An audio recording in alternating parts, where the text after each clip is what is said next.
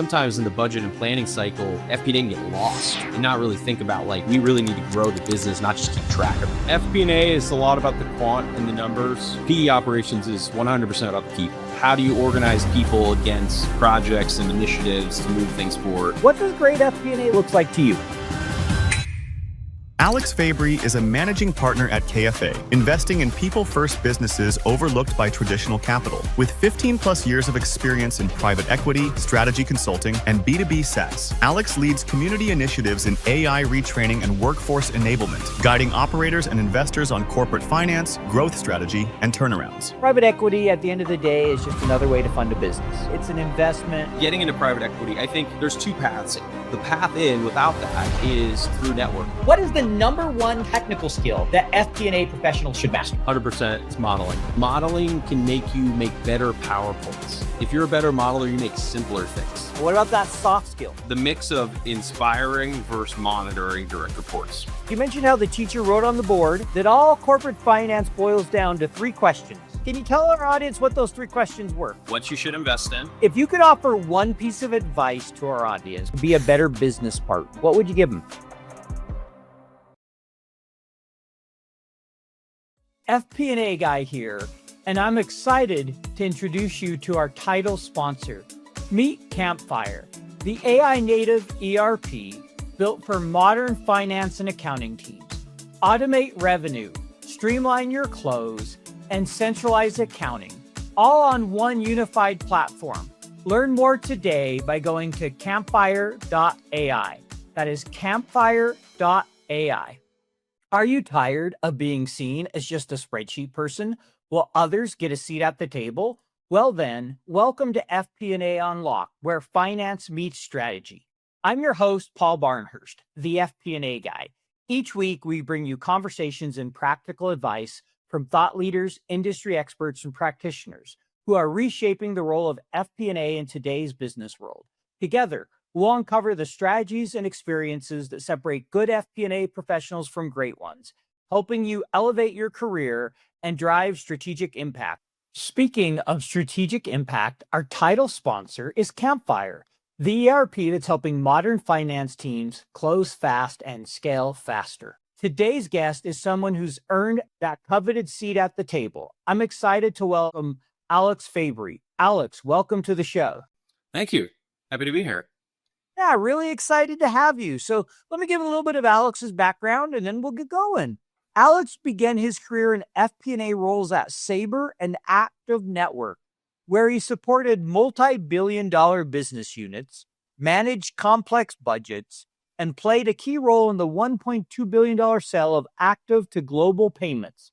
His experience in financial planning, pricing, and deal execution laid the groundwork for a broader career in strategy, consulting, and ultimately private equity.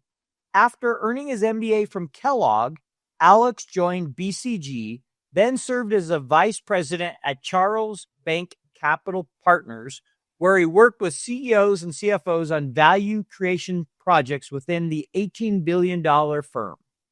Today, he's the founder and managing partner of KFA, a private investment and advisory firm focused on growing and scaling businesses in St. Louis. His journey from FP&A to private equity offers a playbook for how foundational finance roles can open doors to leadership, investing, and entrepreneurship. Love the background. Really excited to have you with us today, Alex. Thank you, Paul. I love your content and everything you're putting out there, so I'm really excited to connect to that. Tell me, Alex, what is great FP&A? It's getting the job done. That's it? Getting the job done? Can you elaborate? Do you have a story behind that? What do you mean when you say getting the job done? The story, it was February of 2017. I wake up in my apartment in Dallas about 6:30. First thing I do is always check my email. Go in and I see this email thread about Puerto Rico debt collection. And the GM of my business unit just forwarded it to me. And I scroll down and the CEO and the CFO are like, oh, he's pretty big. He can go get it. I'm like, whoa, what are you talking about? So I scroll down at the email from my GM that says, oh, you're all cleared to go. Go where? So I, get showered, go head to the office and find the GM. And he says, oh yeah, we have this outstanding debt in Puerto Rico. If we get it, it'll be cash revenue recognition. This was right in Q1. if we had gotten this money, it would show growth in the quarter. So it was really important that we went and got it. He's like, oh, you can just go down to Puerto Rico tonight. What? He's like, yeah, go get packed. So I go back home, get my suitcase, find the travel woman to book the flight because it was too late to even book it, get on the flight, go through Miami, and walk out at 11 p.m. in Puerto Rico. The next day, I go and try to collect debt. I'm in Old Town San Juan, like face-to-face with this race organizer, one of our customers who owed us money. They didn't have any money, as always. It was not a good negotiation. They were unhappy with our product, almost churned. I'm like negotiating back and forth. I got a salesperson who speaks Spanish with me. So we end up leaving. We didn't get any of the money. So didn't collect any of the debt. And my amigo says, hey, do you want to go to the cockfights? And I was like, what? The cockfights? Those are legal? He's like, yeah, they're legal in all U.S. territories. And there's one right by our hotel. So we go to the cockfights. And this was an economic lesson in open air betting because they have these chickens that are doing their thing. And then people are sort of going back and forth with different bets. And they serve chicken tenders even at the place. It was a whole scene in Puerto Rico, in San Juan. So I flew home that day. This was like a 36-hour trip. You know, I was barely there.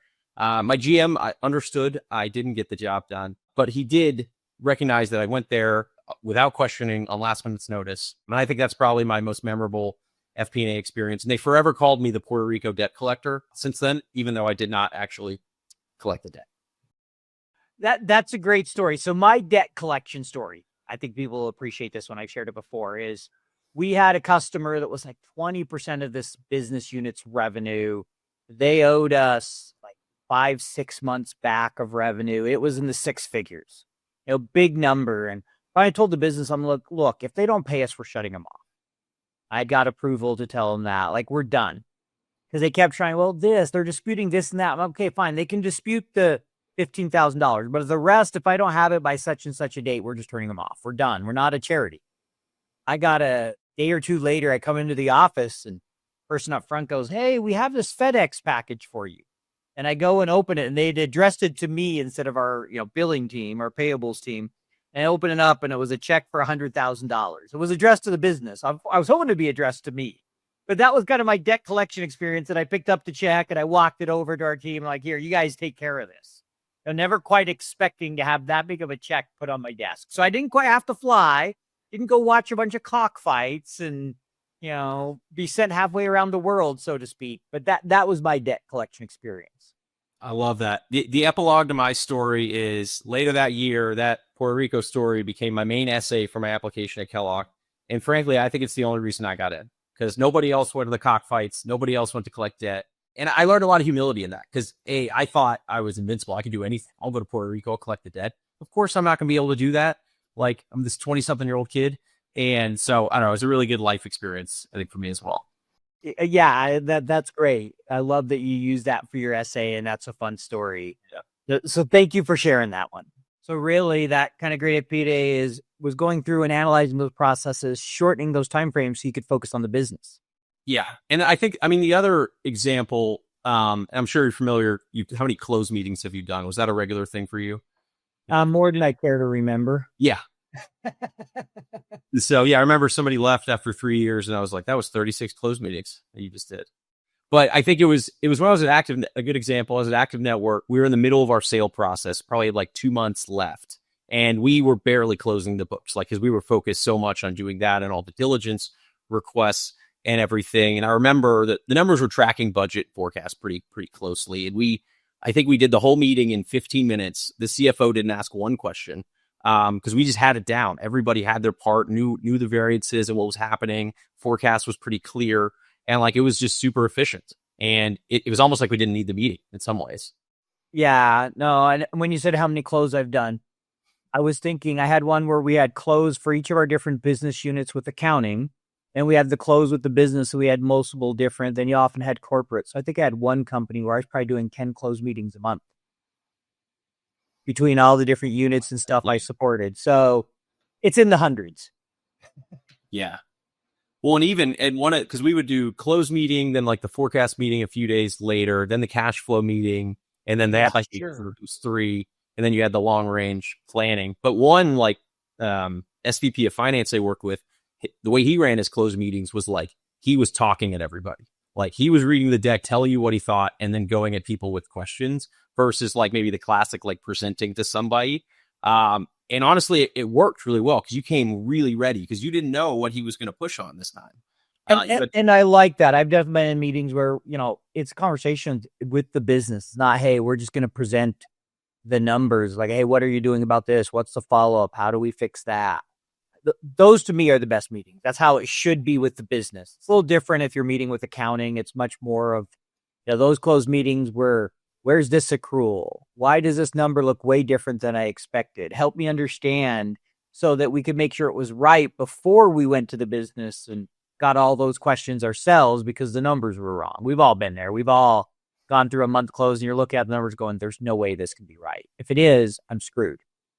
Yeah. And one time in those meetings, that same SVP of finance dropped, like, I feel like the biggest gem for me. It's like, he's like, what I want to know, guys, is what happened? Why did it happen? Will it happen again? He's like, that's your whole job. Just do that well. Yeah, I sum it up a little differently. The framework I love is, okay, tell me what happened. Then you got the so what. So why do I care that happened? Now what? What does it mean for the business going forward? What should we be doing? Are there things we need to change? Is there, so kind of that predictive side. And I think the what's getting automated more. Yeah. That's becoming pretty routine. I've seen different tools that can do a pretty darn good job of it if you have good data of telling you the what. Your job now as well, the now what, the so what. That's what the business needs your help with. Yeah. And I know in all of that, I didn't say be a great business partner. I told you have to be a great business partner to be in great FP&A, but I feel like so much more than that. Well, I think, again, it looks different. Being a business partner looks different depending on the business. It's about them, not you, No, I completely agree. The type of business partner, that's why it's really hard. You see finance degrees, but you see very few, there's really not a degree program for FP&A. There's plenty for accounting. It is very different company. We're seeing more and more certificates. And yes, there is base work you have to do at every company and things you have to understand, but it can vary a lot of what your task and what it looks like depending on where you work. I agree. On that topic, why do you think, because I don't know the answer to this, a university hasn't fully picked up FP&A? Because corporate finance is in every finance degree, but that's moving on Miller, like the little higher level than FP&A. So I do think several universities offer an FP&A course now. Okay. Part of the challenge is if you haven't had experience in FP&A, how does a professor really teach that? Corporate finance, investment banking, all those other areas are a lot easier, a lot more structured, a lot more similar for somebody who's just gone through education to be the teacher. Most of these programs are usually part of an MBA. They're one course on FP&A. And I'd say all the ones I'm aware of are taught by practitioners. Yeah. It doesn't surprise me. So I think that's the challenge. But we're seeing, Wharton Online partnered with Wall Street Prep for their new FP&A certificate, CFI. So we're seeing a lot of the training organizations and AFP offer different programs with FP&A. And so we're definitely seeing more and more of a demand of that. And I think we'll start to see more courses offered by universities. At some point, some university will try to create a full specialization, but I'm not aware of one yet. Yeah, I do think the valuation courses or financial statement analysis can actually be a close cousin of FP&A because instead of value business, you value a project. For me, the fun part of FP&A. Yeah, definitely value. There's a lot of stuff that you get in the modeling course. If you do a financial modeling course, right? That's core FP&A. You take a course on learning Excel. We all have to know it. So I definitely think there's a lot of things that you can get in your general degree that can help. The valuations, any kind of your strategy course should help, right? If you're doing good FP&A, you should be thinking strategically. Even if you're not formulating strategy, you're still making sure your plan links back to it, and then the execution happens of the strategy. Yeah, so I want to ask a question. Yeah, I'm looking at your LinkedIn profile, and you recently shared about the best finance lecture you ever had. And I really like this. You mentioned how the teacher wrote on the board that all corporate finance boils down to 3 questions. Can you tell our audience what those 3 questions were?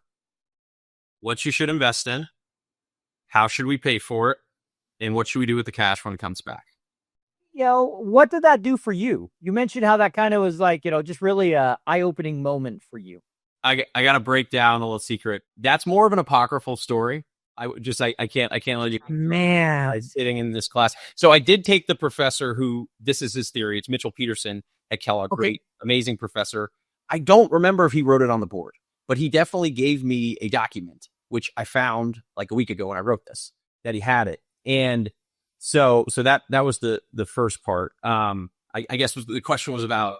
Yeah, just kind of talk through those three. How did that kind of guide you? Because at the end of the day, right, if we think of FP&A first, what should we invest in? I think that's kind of a core question in any analysis we do, where they come to us and say, hey, I want to build a new plant, or we should expand into this country. That first question we have to ask ourselves, is this something we should invest in? Yeah. Right? And I think, but even before that, that's where core FP&A really comes in. The budgeting, the planning, how much are we making? What levers do we have for margin? How do we create more EBITDA? What's a go-get? All of those things then inform what I call the fun part of, should we get this new office in India and really expand? Should we push on this project in a new business unit that's kind of risky? Like all of those things come together. And I think sometimes in the budget and planning cycle, FP&A can get lost in that and not really think about like, we really need to grow the business, not just keep track of it. Yeah, I definitely think there's a lot of times it's easy in FP&A to get caught up as we're a report function, which, yes, we have a lot of reporting, a lot of stuff we have to keep track of. But if that's all you're doing, just call yourself FP&R and don't call yourself FP&A. Yeah, because that's not really FP&A. That's, like I said, your planning and your reporting, which I think is really where we started. And the analysis has become much more operational and strategic focused. FP&A guy here, and I want to share a brief message from our title sponsor, Campfire, the ERP that's helping modern finance teams close fast and scale faster. Finance is changing fast. Are you keeping up? Campfire is hosting the first ever AI Summit for finance leaders in San Francisco, and you're invited. Finance Forward will bring together 150 plus of the brightest minds in finance and operations, featuring powerhouse speakers from Snowflake, Vercel, Anthropic, and more. You'll get expert-led discussions, hands-on sessions, and real-world playbooks designed to help you put AI to work immediately. Can't make it to San Francisco? No problem. You can sign up to receive exclusive, tailored post-conference content aimed at equipping you for the future of finance. Learn more about this can't-miss event at campfiresummit.ai. Number two, as I looked at these again, and that's what I love doing that's honestly my favorite part of school is thinking about it years later, because I can look at notes, it just jogs things. And the number two, how should we pay for it? So that's one I got to know really well in private equity when I'm sure in 2022, mostly because we had already pretty highly levered, capital structures for these companies when I got in there. Private equity levers things? When I first learned the term leverage, I think it was probably like 2013, because in college we didn't call it leverage, we called it debt. So it was like no more than 4x. Like anything over 4x is bad. It's like I don't think I was in a company under like 7x, like in the last 3 years. And so that's where I don't know when that changed, but I guess we thought like cash flow will never decline. But once it does, then it gets really tight. And what do? Like you only have so many levers: cut people, cut investment, or do a liability management exercise. Another topic I write quite a bit about on LinkedIn. That FP&A will touch that because of sort of the process around it and dealing with the creditors. But yeah, I don't know. That one, that made me think differently about finance. The whole debt thing is a very interesting. I think we could do a whole episode on that, but I'll get your thoughts on this. So I worked for a company that was quite highly debt leveraged, private equity owned, and they were even higher now. So they tried to go public last year. I think they've tried a few times. It's public knowledge out there. They've tried a few different times, and none of them have worked out. And so they released the S1 as they're getting ready to go public. $2 billion company. You want to guess what their interest expense was? Wait, what was the $2 billion top line or EBITDA? Top line revenue. Revenue's about around $2 billion. Give or take, 50 million, maybe 100 million at most, but could have been just over 2. 500 million. The 900 the prior year. High 8 something. It was 40 something % of revenue. Yeah, your look. What, are their EBITDA margins like 50% or something? How do they? Actually, they were. Oh, okay. But still, that's a scary number. I don't care, even if their EBITDA margins were in the high 40s, 50s. And they're still solvent. They're still going. They are.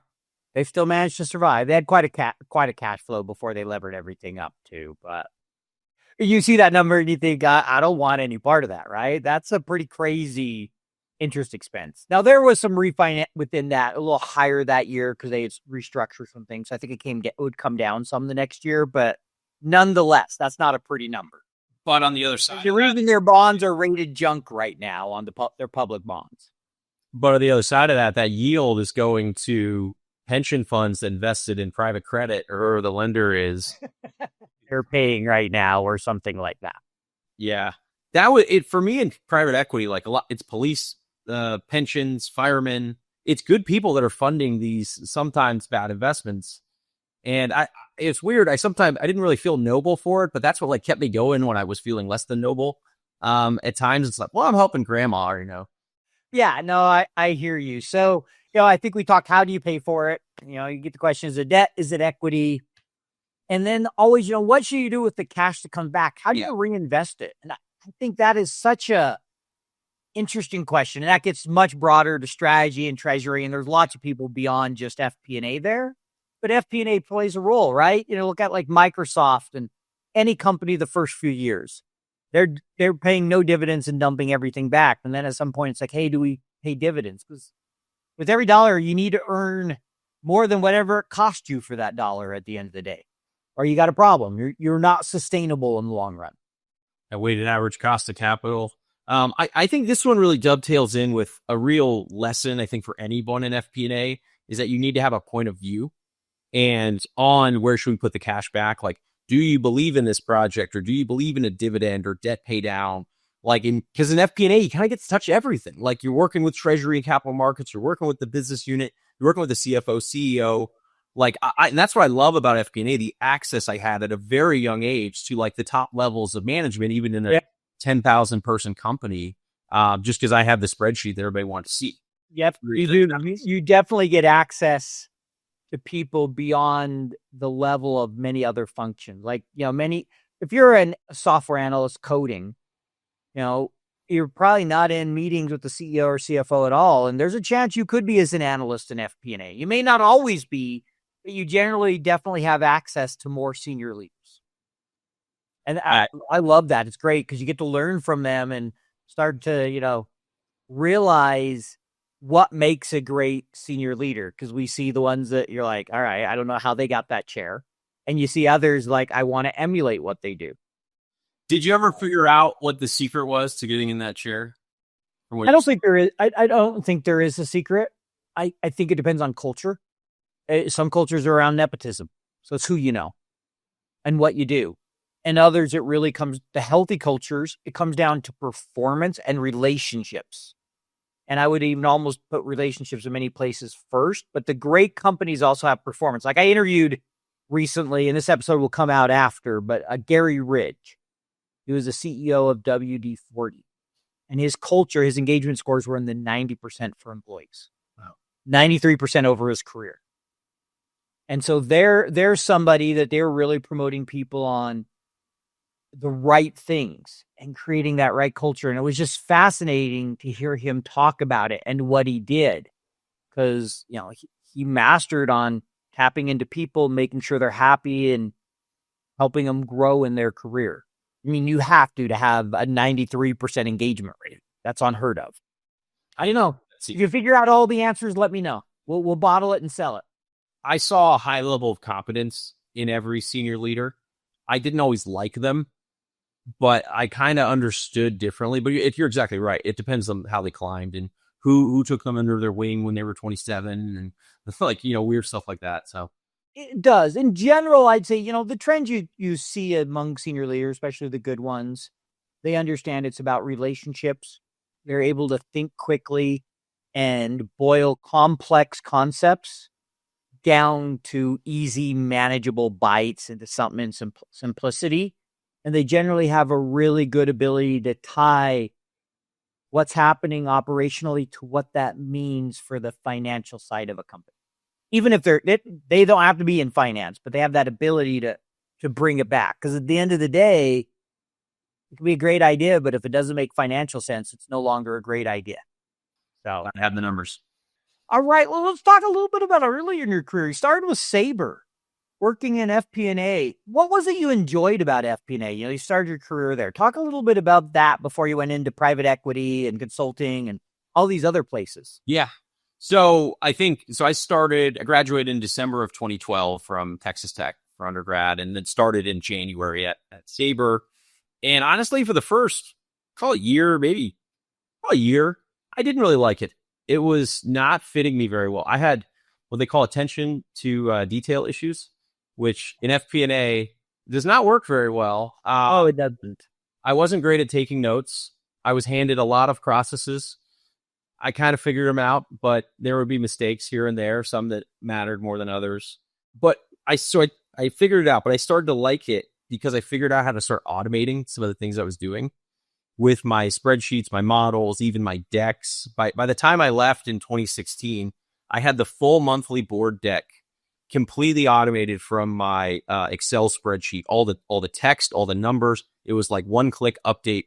It was done. Now I had to do a lot of spreadsheet work to get it there and pull in different data sources. But for me, that was like the puzzle, and I just loved automating as much as I can. So did you learn macros? When you talk about automation? So no, I don't. I never learned how to use VBA. I would sometimes get already made macros and paste them in. Sure. I got an add-in called Mac Abacus, I think about 2014.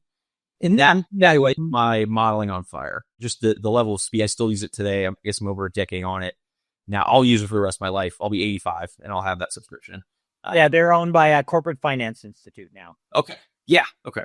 So I love that tool. So it was that, and then it just was thinking about the repetitive tasks that I did. And most of my work as a financial analyst, even senior financial analyst, was pretty much monthly, bi-yearly, pretty repetitive. Yeah. Yep. And it was for variances, there'd be 10 things that could go wrong. I didn't know which 10, and I'd have to write stories, but I figured out I could rank and do formulas and logic. I kind of learned that I was very good at logic, which I never learned in school. I figured that out through Excel, as weirdly as that sounds. But that helped me just think through the rules base of what could happen to basically quicker output on all my deliverables. Yeah, no, makes sense. So I'm curious, obviously you were in the travel, airline in particular, you spent a lot of time supporting airline, but the travel industry, what are some of the key metrics you guys looked at Saber? Yeah, so working in the travel industry was cool because, our biggest metric was what we call PBs, or passengers boarded. So I had in front of me 40 different airlines around the world and all their passengers each month, and could see and do all these charts.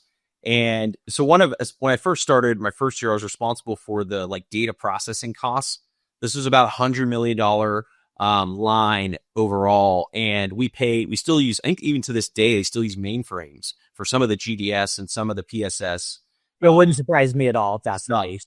Yeah, because this was, Saber actually owned it. They did a really interesting transaction in 2000 to EDS to spin it out. Then HP bought it, and then they were, paying for the service. And this is when I learned how to do rate volume calculations, was on this, and multi-tree rate volumes to break down all the factors that could be increasing or decreasing. And I just really liked the math and the simplicity. It was more spatial than just sort of a static spreadsheet. So that was fun part of it. Yeah, I got to do a lot of, I worked in the business on the travel side at American Express Business Travel for our global distribution team, global supplier relations, as we called it, which GDS was a part of that. And I ran a ton of reports before I moved into the FP&A role, a ton around city pairs. What was the average cost for those flights? How many were there? Which airline? Did they grow it over the prior period? What's their market share? All kinds of different things. So yeah, I can definitely relate. That was my big thing. And then also on the what was our revenue per transaction booked from Saber or whoever the other big players are in that space, right? We had, I think, 3 different GDSs. Saber really taught me how to look at mix in variances, because if you had a flight in Europe, it was usually more expensive than the US, and the incentive rates were different based on where it was booked. and all this stuff. So you really had to like break out the rate volume mix component. Long haul, short haul. Yep. Yeah. Yeah. So that's where I still have trouble with the math on rate volume mix. Maybe you're a killer at it, but I feel like that's one of the like secrets of FP&A that people only know through like apprenticeship, somebody teaching them how to do this. Yeah, you have to understand. 100%. You need to understand rate volume mix. There's different ways to do it. Sometimes you're looking at gross profit. Sometimes it's a revenue and different things. But it is huge to understand how much of volume impact, how much is price impacting this, how much is our costs impacting this, and being able to understand what's driving your variance. Was it a volume issue? Was it a price issue? Was it a cost issue? Doing that is invaluable. And yes, I still have to look at the formulas. I don't do typical FP. I haven't done typical FP&A now for almost 5 years because the last role I had, I wasn't doing budgeting and forecasting. I was helping support the business to make a transition to SaaS and coordinating between all the different groups of how all the new metrics would look and all the reports. And so I didn't do budget forecast per se, even though I did a lot of sales stuff and reported into FP&A. So I think it's been almost 5 years since I've had a month-end close.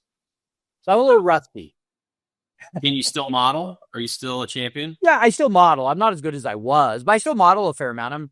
I took the AFM last year. I'm supposed to be taking the CFM, although I need to actually study for it. Don't tell me. I thought it's keeper. All right. So next question here. So you made the switch after going to grad school. You switched from FP&A. You went into consulting, and then you moved on to private equity. Kind of walk me through that. What was the change? Was it just and wanted to do something different? Felt like, hey, I can't see myself staying long-term or FP&A, or just walk a little bit through that.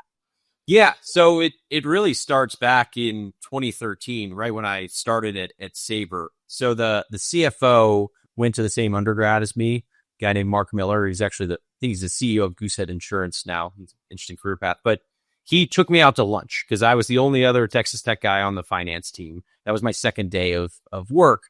And we sit down. I remember I was wearing this like really wrinkled shirt. I think people in the office were making fun of me. I didn't know if you had a dress or anything. Yeah, I'm a late bloomer. I'm still blooming, I think, overall. But first thing he says is he's like, so where do you want to go to grad school? And I kind of look at him like, I just graduated from school. Like, I got to go back to school? And he's like, yeah. He's like, you work here for 3 years, then you go to HBS, then you go to McKinsey, and then you go to private equity. And I was like, what's McKinsey? I didn't know what McKinsey was. And like private equity, like the Toys R Us people, like, what do you mean? Like, what do I have to do? So that's where the conversation started. And he explained to me, and there was actually a guy, he was the president of the business unit. Just like me, a decade before, it started as a financial analyst and literally done that. Went to HBS, went to McKinsey, and then now he's the president of the company. So he's like, look, just do what that guy did. I was like, okay. So that like started me on this, like what ended up being a 5-year journey. It was supposed to be a 3, as you heard in the story, to go to business school. So it was sort of like work. I felt like I had this first half of my career, and then there was going to be a second half. The consulting and private equity came a little later, but so I worked for 3 years, then applied to grad schools, got denied, and didn't get in. So I was like, what do I do? That was kind of a blow, but waited another 2 years, switched companies, sold the company, and then applied again because I just felt like I never will have this chance again to do this. If I wait 10 years, it'll never be. So that's why I applied to Kellogg, and luckily I got in. And that's where I started the business school part of it. Got it. Makes a lot of sense. So I'm curious, we have people in FP&A listening who may want to switch, kind of work in private equity. A lot of people think, how do I get into private equity? How did you get into private equity, and what advice would you offer for them? Obviously, you did some consulting, you did the grad school, those all help. But maybe walk through a little bit of how you kind of got into private equity and what advice you'd give to somebody who wants to, be more in private equity. Yeah, I think my favorite part about my private equity story is the only reason I really got to work for like a Boston middle market private equity firm is because of my FP&A experience. And funny enough, they actually got to see the resumes of every other person they interviewed for this role. It was like 15 people. No one else was an analyst in private equity. They were Ivy League schools and other stuff, consulting for 8 years. Like, I stood out because I had been like the job that these kids, honestly, frankly, wouldn't have wanted out of undergrad. as bad as that sounds, but they were investment bankers or consultants. Yeah, they all wanted to be in yeah, everybody thinks out of school, I need to go into investment banking. It's kind of a sexy. Usually don't think FP&A is sexy. Yeah, exactly. So I went to sort of a lower tier undergrad and lower ranked undergrad. I loved it. But I didn't have access. I had commercial banking jobs and I had my FP&A job was like the only one. And like, it wasn't a big thing. So your school wasn't a top school where you're going to go work on Wall Street. It's not the typical path anyway. You can get there, but it's not typical. Exactly. And I even at Saber, I held like a little bit of a chip on my shoulder because I was working with kids from Rice and some other better schools. And I sort of was like, well, I'm not better than them, but I'm not as bad as I should be. It was sort of like where I put myself. Yeah. Kind of feel a bit of imposter syndrome, which I mean, I don't know if I've even shaken that today. Like, I think it might be a little bit good for me to be a little bit of an imposter. Never feel like I've quite gotten it. But yeah, I mean, back to getting into private equity, I think there's two paths in. And if FP&A, you can do what I did, go to business school, go work for a consulting firm or a bank, and then get to PE. Now that path is not for everyone. And for a lot of people, it makes zero sense. If you got especially depending on where you're at in your career, it's like, I ain't doing that. Exactly. Yeah. If there's a million good reasons why people shouldn't do that. And like, it's very expensive, all these things. So the path in without that is through networking and really through working with private equity sponsors. So go get a Porco job in a sponsor you respect and really want to get in. Figure out any way to get contact with them, ideally working for them, not like a coffee chat. But through that years and years, like then you may get an opportunity because it's all about timing. And like these things come up randomly sometimes. And just getting those step up opportunities. I think that's the key. But the problem is it's a hard career path to get in. There's not that many spots in private equity. And frankly, I think most people would be better off doing other stuff. Like it doesn't benefit the world as much as education or some other things you could do, even what you're doing, Paul. Like, so that's where I'm like, I don't want to encourage more people to do it, but if you really want that, you can get in through doing really good finance work and just that's I say, even sometimes, with the right PE, if you're a critical person in FP&A in a company where you've helped turn it around or really grow it and they see your value on the PE, they may tap you for a role, say, hey, you want to come over and do this or that? I've seen that happen to people. And agree with you. You have to decide, is that really what you want? I mean, personally, I worked for a couple private equities and some of the experiences I had, I'm like, okay, never again in certain areas, and others, were decent, but I never felt like, oh, wow, I'm changing the world by working for this private equity. Not to say they're bad. They're wonderful people, a lot of good things, but I don't think, most people look at private equity and think that's the area where I want to change the world, so to speak. When I think of private equity, like 90% of the deals are really good, create a lot of value for a lot of people, give good jobs for employees. Then there's 10%, 8% that you don't know about that are really bad and awful. People get fired. It's bad. 2% that you do find out about. And everyone thinks because of the 90's bad or the 100, the whole thing's bad. And it is really about the operators and people and how they treat their employees, I think, more than anything. Yeah. I mean, private equity at the end of the day is just another way to fund a business is really what, right? It's an investment. Some are active, some are passive, some are semi, all different levels. But at the end of the day, that's kind of how I think of private equity. It's another way to fund a business. So we won't get into, I have other opinions on that. I'm going to argue how good it is for society and all that stuff, but we'll leave that for another podcast.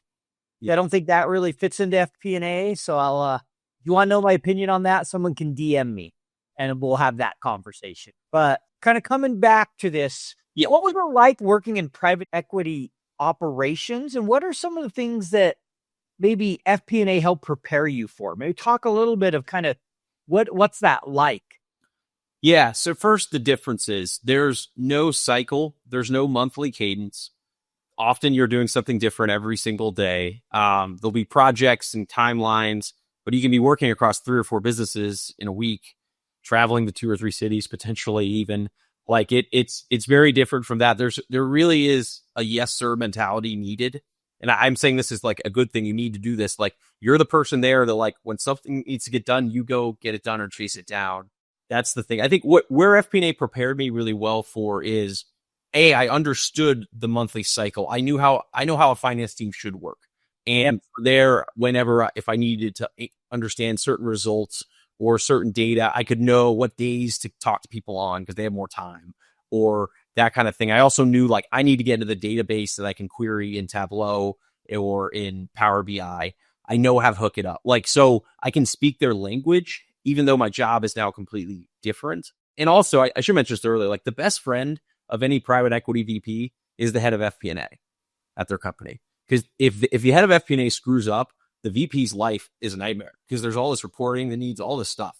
So like they have to be linked well. And you have to. There is the close relationship between the PE and whoever's leading FP&A. And honestly, particularly VP, more senior FP&A people actually really enjoy working with the private equity firm. Mm-hmm. And that is cool too, because like I would ping something to somebody just thinking it's like a small random thing. Before you know it, I have somebody 2 levels above pinging me, being like, "Hey, what do you need?" All this stuff, and like, got anything I say, even though I was the kind of junior in the private equity side, they would take really seriously, which I felt bad about most of the time because it wasn't that urgent. Whatever I was doing, I was just trying to. Oh, I remember being the one in the chain sometimes that, hey, the PE, can you get this information? And everybody drops everything, and sometimes it was urgent, and other times you found, oh, they sat on that for a month. I'm sure glad I rushed to do that today. Yeah, I agree with you on the whole best friend thing. And it's kind of like, the PE person, a good FP&A is their best friend. The one I always say, FP&A's best friend is a good accountant, right? You kind of have that chain. You all need those people that make it critical for you to do your job. So what other skills would you say? What are kind of the key skills somebody needs if they want to be a PE operator? Yeah, and FP&A is a lot about the quant and the numbers. PE operations is 100% about the people. And how do you organize people against projects and initiatives to move things forward? Because when I would come into a business, I had no team, no one reporting to me, no one having to do anything I say, really. I mean, I could go up to the board because I'm basically with the board now. I'm coming from the board, parachuting down. So it was all about like just building like real, genuine relationships with people where they could trust me. They knew I had the same goals and like things that they had, and just, I guess, just getting them to do things. What the new lens I got from private equity was that board room dynamic, because I had made budgets, gotten budgets approved by the board before, but I wasn't in that meeting really. I never really been in, but I got to sit in through multiple board meetings across multiple companies and kind of see how like the FP&A documents are interpreted in a room. And I think for most people, they'd realize how few of the pages get read, just read. And then second, like how few of the pages are actually understood by the people in the boardroom. And 80 pages of the 100-page board deck weren't needed. So why did we do them? But no one says that, That was really eye-opening for me, for sure.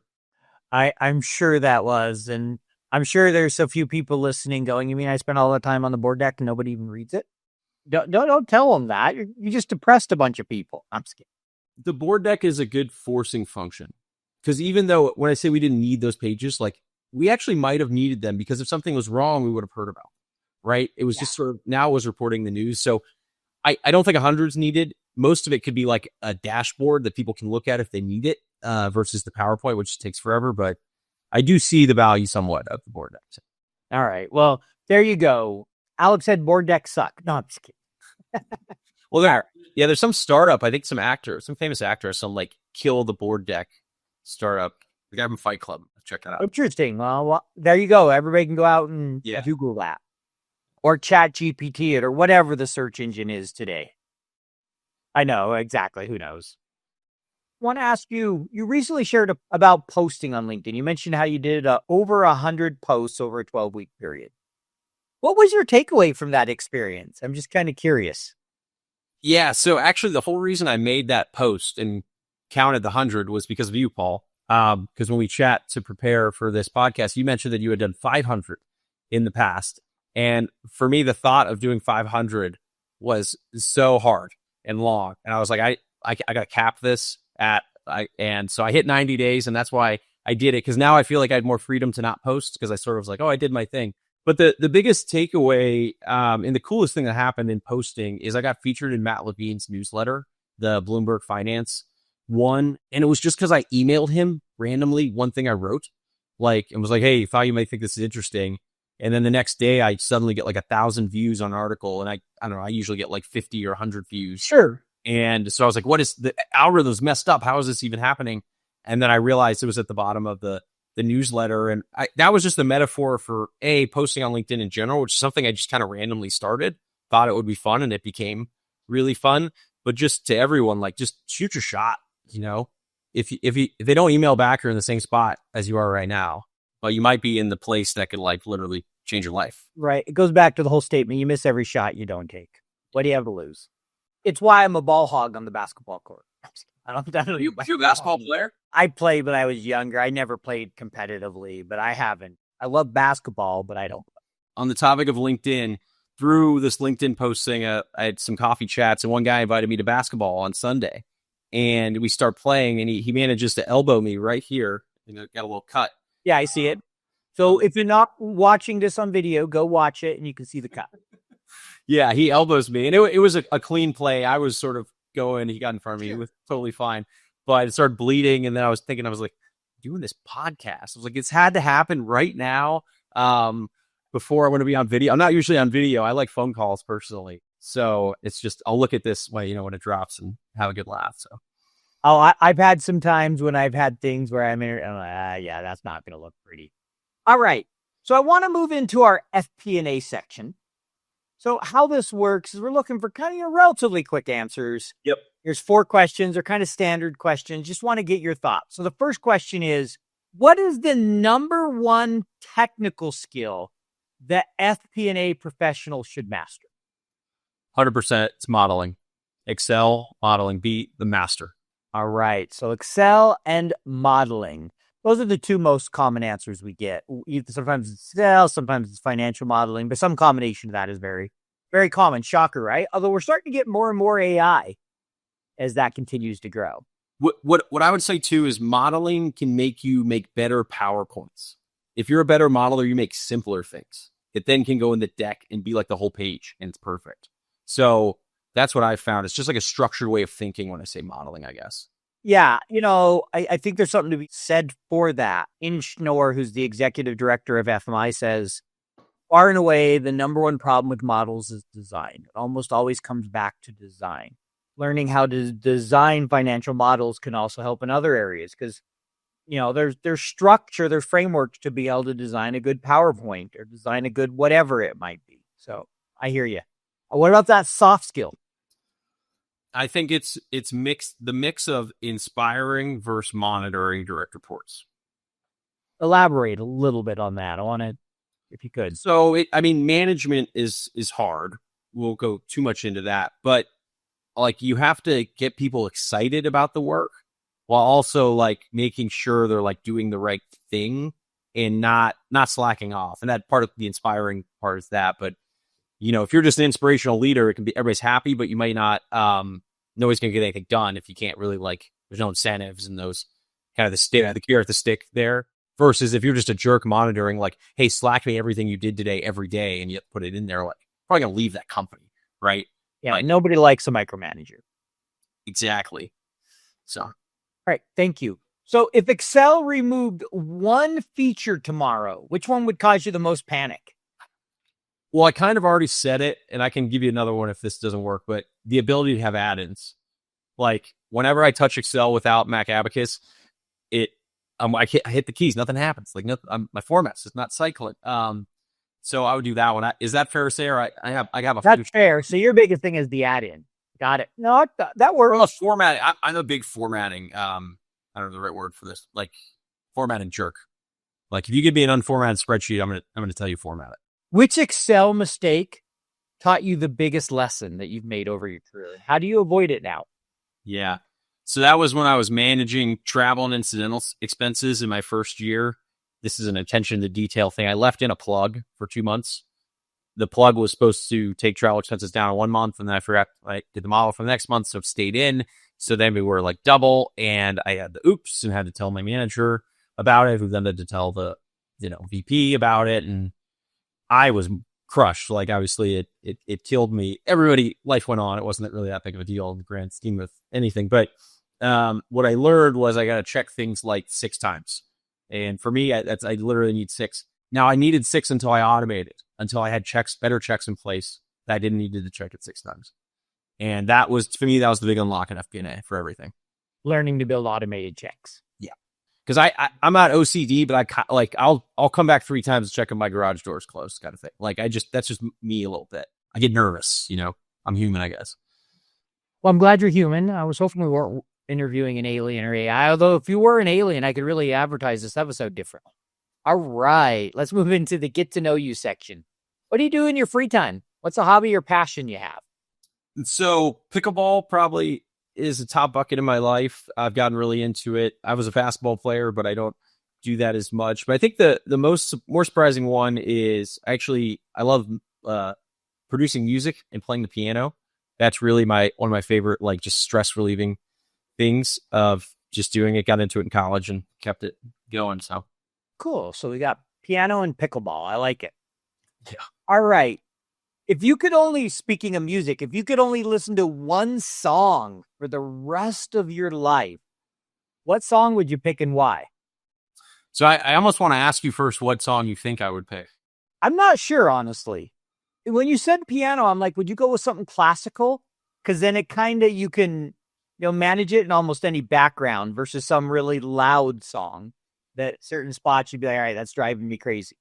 So I'm going to go with something classical. Okay. Yeah, you're not right there. It would be Lucid Dreams by Juice WRLD. So a rap song, but it's actually a sample of Sting. There's this like Shape of Your Heart, I think, by Sting back in the day. Yeah, I know that. I'm a big Sting fan. So okay. I know that song. Yeah, he lost like probably 2/3 of his publishing just by sampling that because Sting always is super stingy on that. But 2019 was a very transformative year for me, just personally, and that song kind of got me through it. I'd probably listen to it, I don't know, a couple hundred dozen times.